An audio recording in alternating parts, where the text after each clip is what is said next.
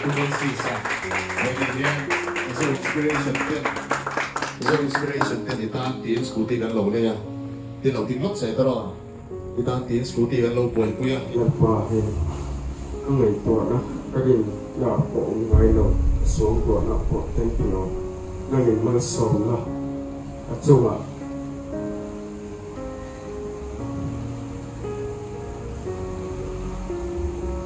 irong kentira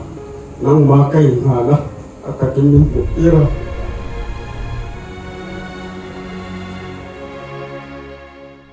Zo inspiration clear tu te chibai kan book le veka cheu September ni som panga kumsang ni som ni pakhat ni lai ni ani a tuntruma chuan kan poisa lo khol khom tele min phalten poisa an lo tho khom mangin aizol khodai fem loi pu venga mir thei chen na in tura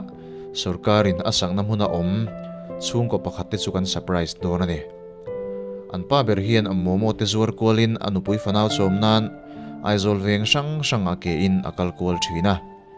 an chung ko po an khosak har sa ve khop mai oleng poni se he video hi abuda changa top thlenga milo clear pui turin kan som chewani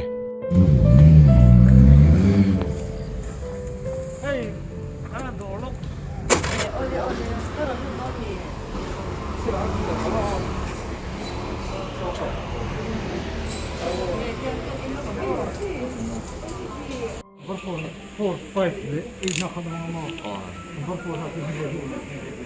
this time, okay, please call me. There is some number coming on. Stop in ni sa pero.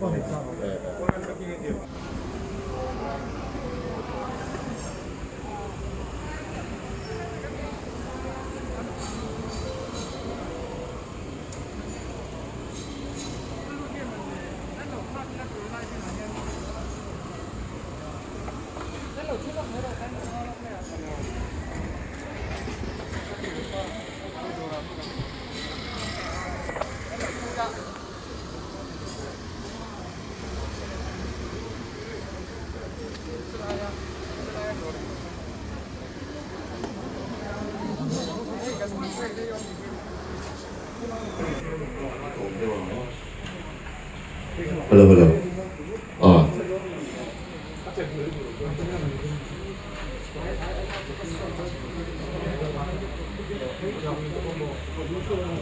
Hello. Hụt tối thế, lúc mà túi lốc sâu cần đùa, thì nên cho mình bao nhiêu so inspiration thế cần dia, thì hiện anh em đi làm chân puin, kể thế cần tiền goal chỉ na, với này hiện số tiền tôi cho anh surprise tôi nhất in, thì làm tôi nhất in,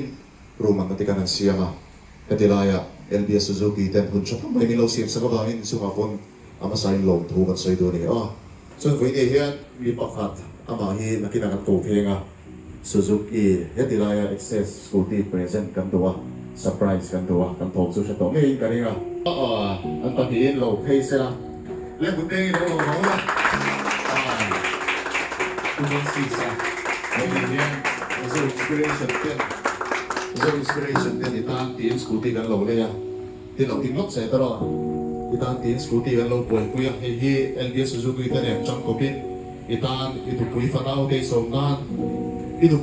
somnan poisa may sen may lo tulim kan lo boy kuya tingnan na registration te ang kimay kini kan tungkol do na ni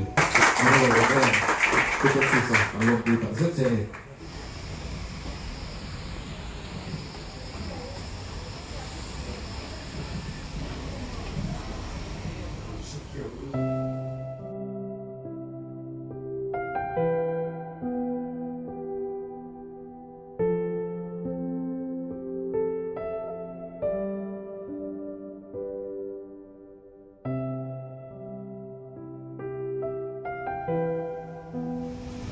Ako punya ketika này kalau memang dia kan tapi pulau pakai dia memang cocok belum setia pula oleh pa sebelum dari itu ini apa ang ngày tua na karin na po ngayon suong tua na po templo nangin malasong na at sunga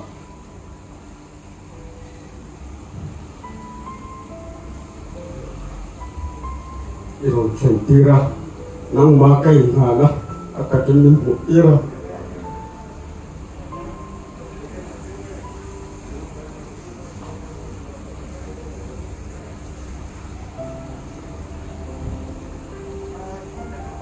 lotak yang nilalpa teng ngày tuổi là xe là thì tốt những chỗ quy thế thế quy tu thì chung à lalpa là nhìn liệt tấm các những món sòm là anh cần dễ thì tôi rằng là nhìn cái xuôi nó quy kết là đâm nó lệ thì xe là rem xe là thì lalpa là nhìn thế là so lalpa hay Suzuki distributor này tốt thế là nhìn lalpa liệt tấm các những món sòm là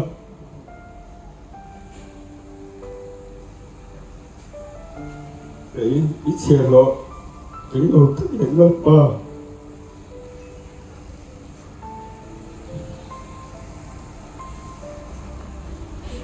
cái này là local thì lalpa này anh để tập hình mà sòn là cái thì lo thì năm mình một cái ra vào lalpa chung là cái lỏng tập yêu à còn ý cái mà lỏng thu cái sự là sao